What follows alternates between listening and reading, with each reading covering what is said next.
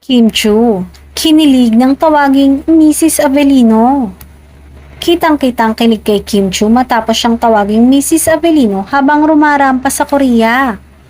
Dumating sa Korea si Kim upang tanggapin ang kanyang Outstanding Asian Star Award sa 19th Seoul International Drama Awards noong Miyerkules, September 25 sa KBS Hall. Super smile si Kim nang tawagin ng fan na Kim Chu Avellino habang rumarampa suot ang pink na gown. Kamakailan ay kinakiligan din ang reaksyon ni Paolo Avellino sa nakuhang award ni Kim.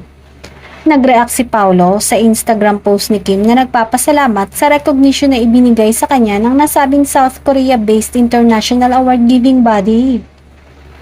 Kabilang sa bumati kay Kim ay si Paolo. Isinulat ng aktor ang katagang congratulations kasunod ng isang clapping hand emoji. Pinutakti naman ng mga netizen ang comment ni Paolo at sinabing ang reaksyon daw talaga ng aktor ang hinihintay nila.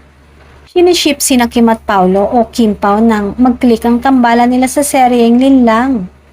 Samantala, doble naman ang good news ang natanggap ng kapamilya actress dahil siya naman ang inanunsyong winner sa Outstanding Asian Star Philippines sa Seoul International Drama Awards 2024 para pa rin sa seryeng Linlang.